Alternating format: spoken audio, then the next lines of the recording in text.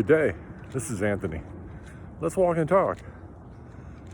By the way, if you enjoy this content, please like, share, and subscribe. I would be grateful. So, today what we're going to talk about a little bit is spirituality. And in some cases, I thought that spirituality is like religion, where it's one size fits all. And what I'd like to talk about this week, especially after our discussion last week about kind of the things that occur during the spiritual awakening, I want to create an image for folks who are on the journey and going through the journey, that just because there are certain things that are similar when someone's on a spiritual journey, it's also a scenario where everyone has a different path. Everyone has a different, let's just call it an opening when they first awaken to the reality of really what's going on in the world in this on this plane. There are multiple paths to awaken spiritually. We talked about one, the one that I was on for many weeks, but there are many others as well.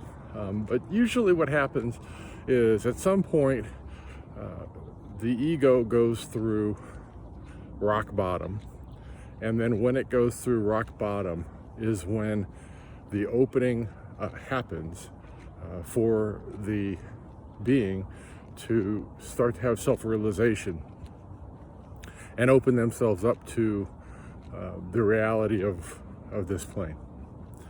And I think it's a beautiful thing. Now, are there certain things that seem to be pretty standard? Yes, there are, because there are spiritual truths. There are universal laws that govern us on this plane. And so, of course, yes, there are things that are truths. However, I do see out there that there are let's just call them new age thoughts or beliefs that don't necessarily align with some of the thoughts and belief systems of the spiritual journey and spirituality. What I mean by that is, there are a lot of people who are coming out who are channeling from their higher selves or from source, that bring messages that even for me, when I hear them, I'm like, that doesn't resonate. So when that occurs, you have to start asking questions of self to say, okay, did I miss something? Or did someone, when they were receiving this message, is this partly a piece of ego that has overlaid over their journey? Or are they truly on a spiritual journey? Or is it just more of an ego path because they see it as something different that helps them to answer questions that religion doesn't help them to answer? Again, I'm not judging these things because there is no judgment, and I don't have all of the exact answers, because I don't think it's in some ways possible to have all the exact answers, because if there were exact answers, then even all of the spiritual masters and whatnot, there would be no differentiation in messages throughout time and history.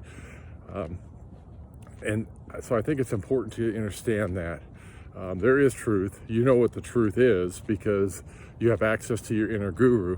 And I think it's important to understand that everyone's truth might be slightly different. It's almost like the game of telephone, if you've ever played that, where you start on one end of the circle and you give a message, and then as it works its way around, the message slightly changes. That feels a little bit more like the spiritual journey on this plane, in terms of our understanding of what's really happening on this plane.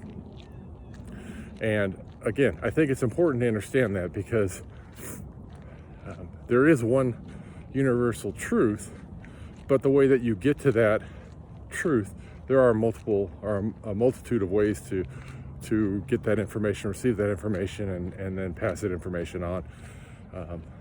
However, I would also suggest that the differences that I've seen and heard are not such vast differences that, if you were to talk with another spiritual being who is awakened, that your understanding of what is happening on this plane would be, so far into the concept or realm of duality that they would not be similar at all. So I bring that to you from that perspective, and I also do enjoy that, on the spiritual path, in some ways you can tell which ones are more driven by ego, because those are the ones that people aren't willing to be open and listen and understand. They want to argue.